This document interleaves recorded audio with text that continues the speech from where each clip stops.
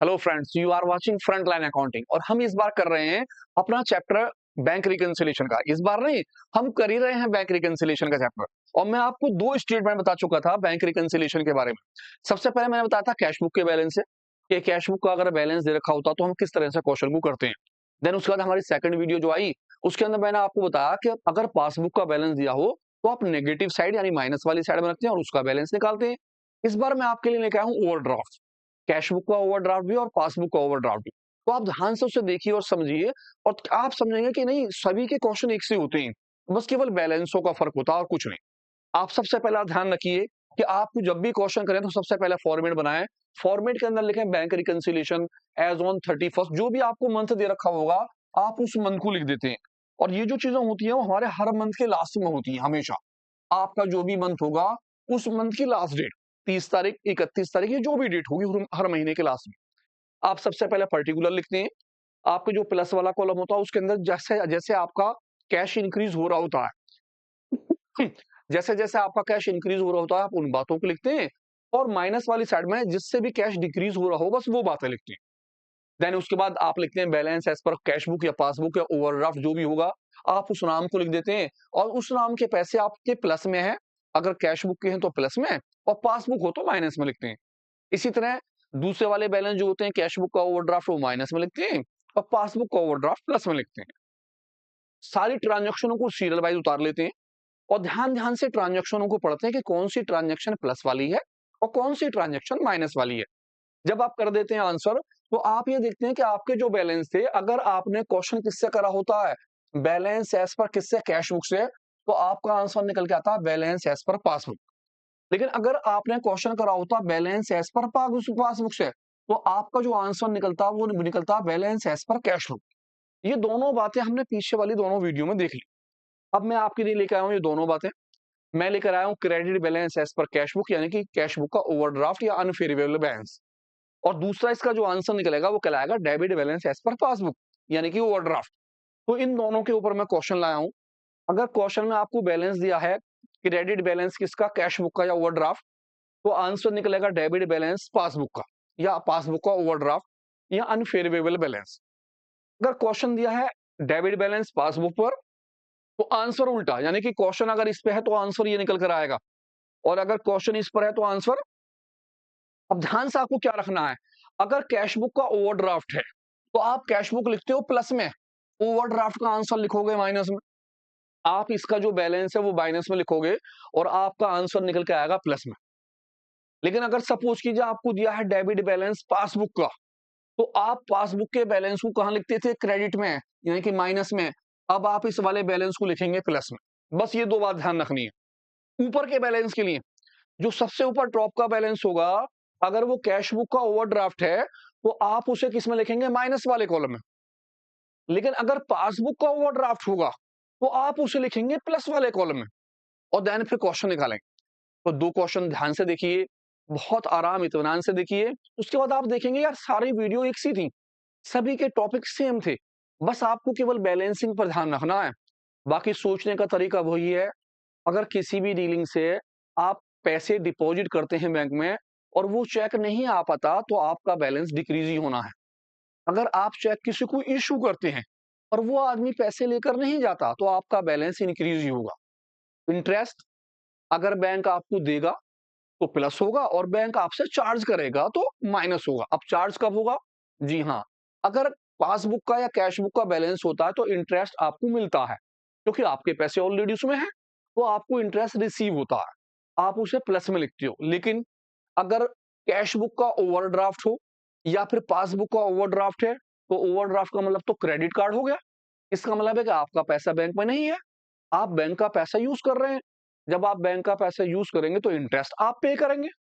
इस कंडीशन में यानी कि ओवरड्राफ्ट वाली कंडीशनों के अंदर इंटरेस्ट माइनस होता है ना कि प्लस। बस ये बात ध्यान रखनी है। बाकी सारी बातें वही, अगर कोई डायरेक्ट डिपॉजिट करेगा आपके खाते में तो प्लस होगा, अगर आपको किसी भी तरह से बैंक चार्जेस होगा तो वो माइनस होगा। बस यही बात है। ध्यान से क्वेश्चन देखते हैं, जुड़े रहिए मेरे साथ फ्रंट लाइन अकाउंटिंग पर। देखते हैं ध्यान से इस क्वेश्चन को। क्या है मेरा क्वेश्चन, कैश बुक का ओवरड्राफ्ट अनफेयरेबल बैलेंस, किस बस का, कैश बुक का। क्या कहता, ऑन 31 दिसंबर 2022 कैश बुक थी मोहन की और उसका ओवरड्राफ्ट था 18,000 रुपए का। यानी कि मेरा सबसे पहला बैलेंस होगा balance as per cash book overdraft 18,000। अब ये ओवरड्राफ्ट का पैसा जो होगा, मैं जब बैलेंस लिखूंगा तो मैं किस कॉलम में लिखूंगा? माइनस वाले कॉलम में। मुझे ये ध्यान रखना है। आगे पढ़ता हूं मैं। कहता the balance did not agree, वो अपने बैलेंस से एग्री नहीं थे। क्यों नहीं थे? The balance show by the bank passbook you find the Mohan had paid, Mohan जो थे उन्होंने पेड करे इनटू बैंक के अंदर 26 दिसंबर में। हम जो बना रहे हैं वो कब बना रहे हैं? 31 दिसंबर में। 26 दिसंबर में 4 चेक, 4 चेक उन्होंने क्या करे? पेड करे। यानी कि अपने बैंक में पैसे, चेक जो थे पेड करे। पहला चेक था 10,000 रुपए का, दूसरा चेक था 12,000 का, तीसरा चेक 6,000 का और फिर 8,000 रुपए का। Of these cheque of 6,000 was credited by the bank January. यानी कि ये वाला चेक जो है जनवरी में आया। मोहन जो थे उन्होंने बैंक में 4 चेक जमा करे। पहला चेक जो था 10,000 का था, फिर 12,000 का था, फिर 6,000 का था, फिर 8,000 का। चारों चेक बैंक में जमा कर दिए। अब जब बैंक पहुंचे और बैंक से स्टेटमेंट मिलाई तो पता चला कि आपका 6,000 वाला चेक वो कौन सी डेट में आया? जनवरी में। इसका मतलब है आपके दिसंबर के अंदर तो वो चेक नहीं आया। जब आपके पास चेक नहीं आया तो आपका बैलेंस क्या हो जाएगा? उससे डिक्रीज, क्योंकि आप तो सोच रहे थे कि चारों चेकों के पैसे आ चुके, लेकिन कितनी चेक के पैसे आए? 3 चेक के पैसे 31 दिसंबर तक। अब जो चेक जनवरी में आया वो तो जनवरी में देखा जाएगा, तो दिसंबर में आपको एक चेक का क्या हुआ? नुकसान।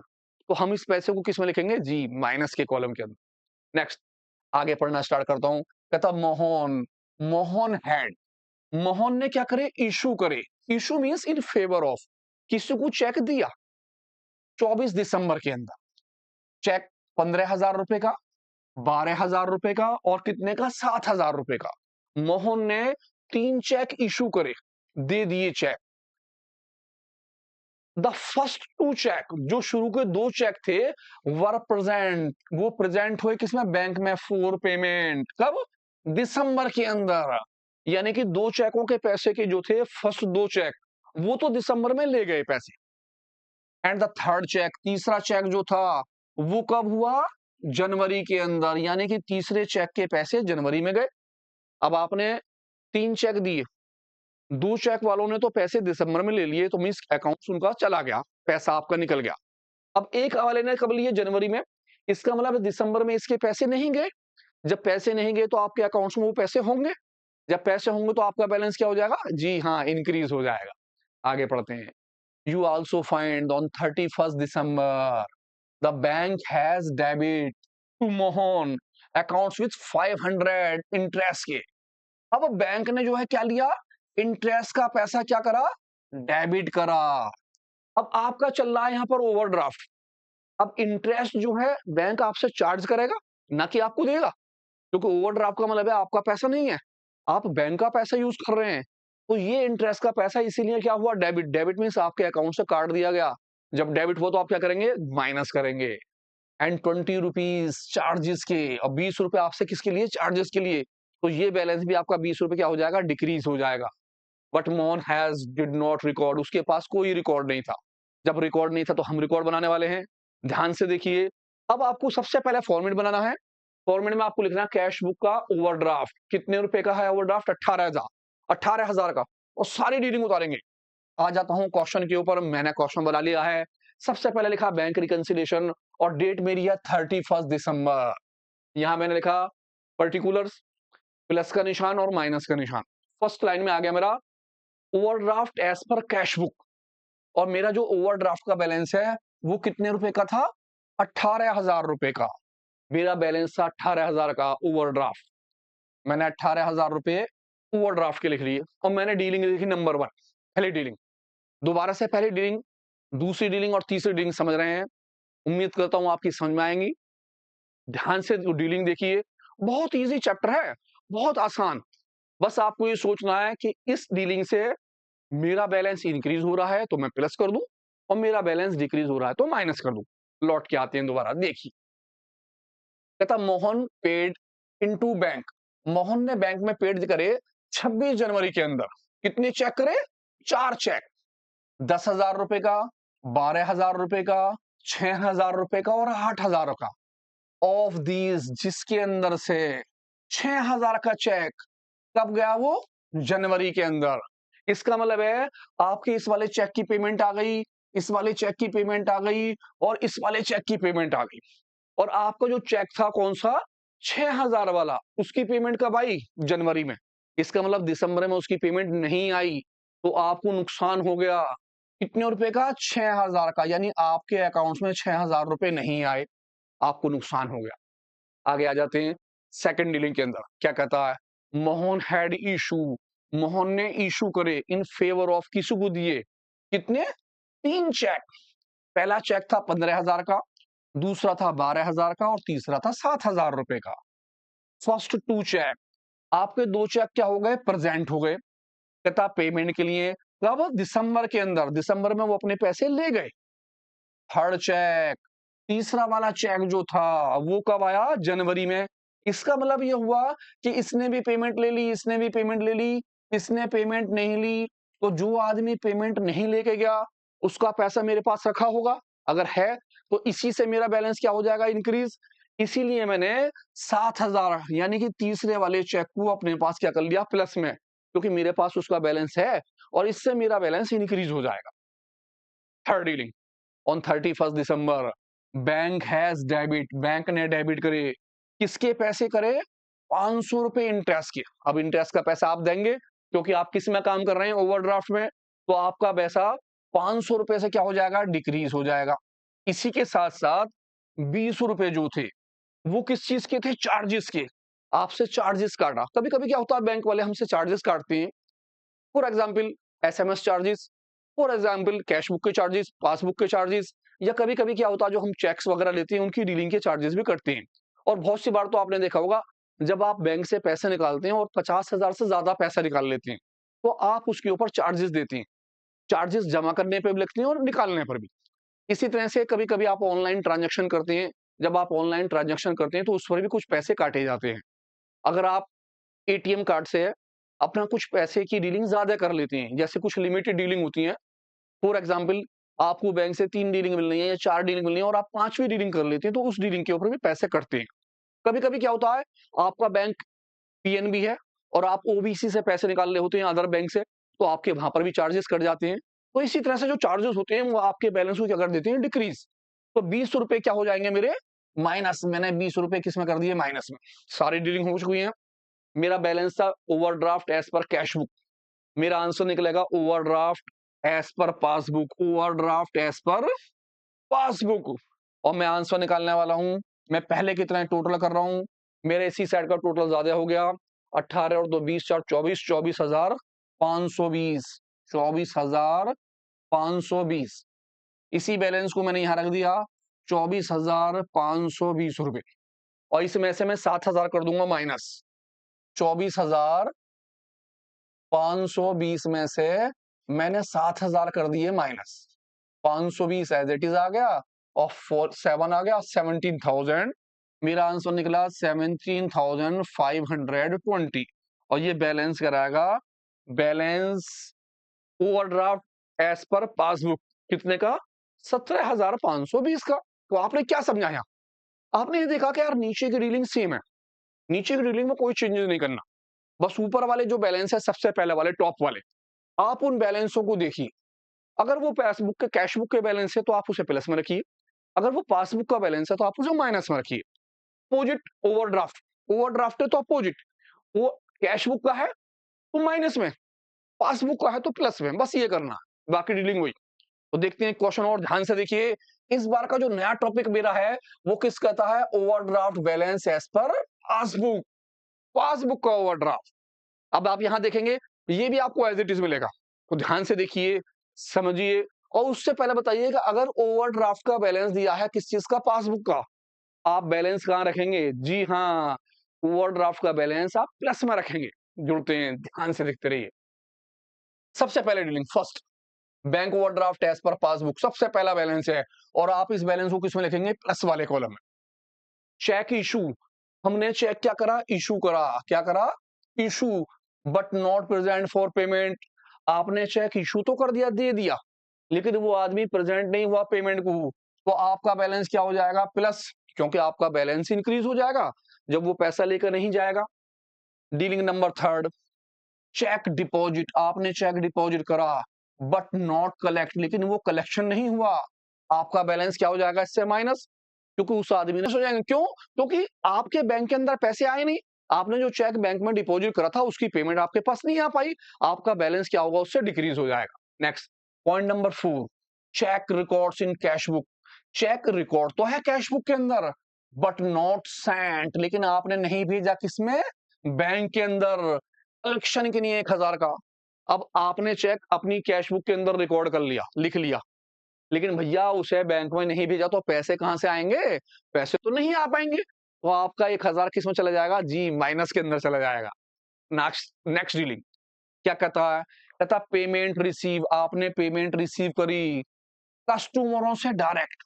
अब एक कस्टमर ने डायरेक्ट आपके खाते में जमा कर दिए, कितने रुपए? 4000। जब आपके अकाउंट्स में पैसे आ जाएंगे तो आपका बैलेंस क्या हो जाएगा? इंक्रीज हो जाएगा। Next, bank charges. भैया बैंक चार्जेस तो हमेशा क्या होगा? माइनस होगा, क्योंकि मेरे पैसे कटेंगे, तो ये बैलेंस मेरा क्या हो जाएगा? माइनस। ये मेरा बैलेंस क्या हो गया? प्लस। चेक भेजा था लेकिन कलेक्ट नहीं हुआ, क्या हो गया? माइनस हो गया। Premium of life insurance. आपने लाइफ इंश्योरेंस कराया था, अपना इंश्योरेंस, कितने का? पॉलिसी जो थी, और बैंक ने क्या कर दिया? इंस्टा 1200 रुपए का। अब आपकी बैंक से लाइफ इंश्योरेंस की पॉलिसी जा रही है, कितने रुपए की? 1200 की। जब बैंक देगा तो आपका बैलेंस क्या हो जाएगा? जी हाँ, डिक्रीज हो जाएगा। तो स्टार्ट करते हैं ध्यान से क्वेश्चन को। बैलेंस लिखते हैं। सबसे पहले बैलेंस हमारा किस चीज का है? बैलेंस है ओवरड्राफ्ट का, पासबुक का। तो मैंने सबसे पहले अपना फॉर्मेट बना लिया, बैंक रिकंसिलिएशन एज एट 31 मार्च, और सबसे पहले लिखा बैलेंस बैंक का ओवरड्राफ्ट एज पर पासबुक, और 33,000 जो थे मेरे किसके कॉलम में आ गए? प्लस के कॉलम के अंदर। ये ध्यान रखना बस खाली। डीलिंग पढ़े दोबारा से, फर्स्ट डीलिंग से स्टार्ट करते हैं दोबारा। Cheque issue. आपने चेक इशू करा, नॉट प्रेजेंट फॉर पेमेंट। आपने किसी आदमी को चेक दिया लेकिन वो आदमी पैसे लेकर नहीं गया, तो आपका बैलेंस क्या होगा? इंक्रीज, कितने रुपए से? 17,500 से इंक्रीजिंग हो गया। Next dealing number second, cheque deposit. आपने चेक डिपॉजिट करा बट नॉट कलेक्ट, लेकिन उसके पैसे कलेक्ट नहीं हुए, पैसे बैंक में नहीं आए। जब नहीं आए तो मेरा बैलेंस क्या होगा? डिक्रीज। आप जब भी क्वेश्चन करें ये मान के चलें कि आपका बैलेंस है, आपके पैसे हैं, ये सारी डीलिंग आपकी है। अब इस डीलिंग से आपको प्रॉफिट है तो प्लस में, आपको नुकसान है तो माइनस में। आपने किसी आदमी को चेक दिया, वो पैसे लेकर नहीं गया तो आपको क्या हो गया? फायदा, प्लस में आ गए। आपने चेक बैंक में डिपॉजिट करा लेकिन उसका पैसा नहीं आया, वो कलेक्ट ही नहीं हुआ, तो आपको क्या हुआ? जी हाँ, माइनस। आपके पैसे किस में आ गए? माइनस में, आपको नुकसान हो गया। Cheque record. आपका चेक रिकॉर्ड तो है कैश बुक के अंदर but not sent into bank, लेकिन आपने बैंक में नहीं भेजा। जब नहीं भेजा तो पैसे तो नहीं आएंगे, तो आपने तो सोचा था मेरे पैसे बैंक में आ चुके होंगे। अब आपने जाकर देखा यार वो वाला चेक तो इसमें आया ही नहीं, पता चला वो चेक तो घर पर ही रखा है या आपकी शॉप पे ही रखा है, तो आपका पैसा क्या हो जाएगा? इससे डिक्रीज। आपके 1000 का बैलेंस क्या होगा? डिक्रीज होगा। 1000 का बैलेंस डिक्रीज हो जाएगा। पेमेंट। आपने पेमेंट क्या कर ली? रिसीव, किससे? कस्टमर से। एक डायरेक्ट पेमेंट ले लिया आपने कस्टमर से, सीधे बैंक अकाउंट्स के अंदर आ गई। कितने पैसे? 4000। तो इससे आपका बैलेंस क्या होगा? इंक्रीज। 4000 रुपए आपके बैंक अकाउंट में आ जाएंगे और आपका बैलेंस क्या होगा? बैंक का इंक्रीज हो जाएगा। Bank charges. जब भी बैंक आपसे चार्ज करेगा आपका बैलेंस क्या होगा? हमेशा डिक्रीज। 500 रुपीज माइनस के कॉलम में आपने लिख दिए। नेक्स्ट आ गए premium of life insurance policy. Life insurance की थी और पेड किसने करी? बैंक ने। जब बैंक ने पैसे पेड कर दिए तो आपके पैसे क्या हो जाएंगे? 1200 रुपए उसमें से डिक्रीज। आपका बैंक अकाउंट कम हो जाएगा, 1200 यहाँ आ गए। अब ध्यान रखना है, मेरा था बैंक ओवरड्राफ्ट किसका? पासबुक का, तो आंसर निकलेगा bank overdraft as per cash book. आपका आंसर कैश बुक का निकल कर आएगा। तो सबसे पहले टोटल करते हैं, ध्यान से देखते हैं। टोटल में मैंने अपनी जो साइड थी उसका टोटल करना चालू करा, 500 एज इट इज आ गए, और ये हो गए 7 और 3 10 4 14 का 4 1 3 और 1 4 और 1 5 54,500। इसी पैसे को मैंने यहाँ लिख दिया 54,500। यही अमाउंट मेरी यहाँ आ गई 54,500। इसमें से मैं इधर के 22, 21 और एक 22, 22 और 23,700 रुपए माइनस कर दूंगा। 23,700, 0 0, 15 में से 7 गया 8, 0 यहाँ पर आ गया 3। मेरा जो आंसर निकला वो निकला 30,800 रुपए का। और ये मेरा आंसर क्या कहलाएगा? आपका बैलेंस यानी कि overdraft as per cash book. बस ध्यान से। अब आपने क्या देखा? आपने देखा यार नीचे की सारी डीलिंग तो सेम है। हम तो ऐसे घबराते रहते हैं। बस ऊपर के 4 पॉइंट जो उन्होंने ध्यान रखना है। अगर आपका कैश बुक का बैलेंस है, कौन से वाले? जो हमने शुरू के करे थे 4, सबसे शुरू में 4। आपने यहां देखिए चारों पॉइंट ये वाले। इन चारों पॉइंटों को देखना है। अगर आपका कैश बुक का बैलेंस है, तो आप उसे प्लस के कॉलम में लिखेंगे और अपना एज इट इज क्वेश्चन करेंगे। अगर उसने आपको बैलेंस दिया है पासबुक का, तो आप उसे किस में लिखेंगे? माइनस वाले कॉलम के लिखेंगे और सारी डीलिंग एज इट इज करेंगे। अगर आपका बैलेंस है किस चीज का? कैश बुक का ओवरड्राफ्ट, तो आप उसे माइनस में रखिए और question as it is simple condition से कीजिए। अगर आपका बैलेंस है डेबिट बैलेंस या पासबुक का ओवरड्राफ्ट है, तो आप अपने बैलेंस को प्लस वाले कॉलम में रखें और क्वेश्चन सिंपली करें। सिंपली मींस जो जो डीलिंग प्लस की है वो प्लस में, जो जो डीलिंग माइनस की है वो माइनस में। कोई चीज अपोजिट ना करें। और जुड़े रहें ऐसी वीडियो के लिए हमारे साथ फ्रंट लाइन अकाउंटिंग पर।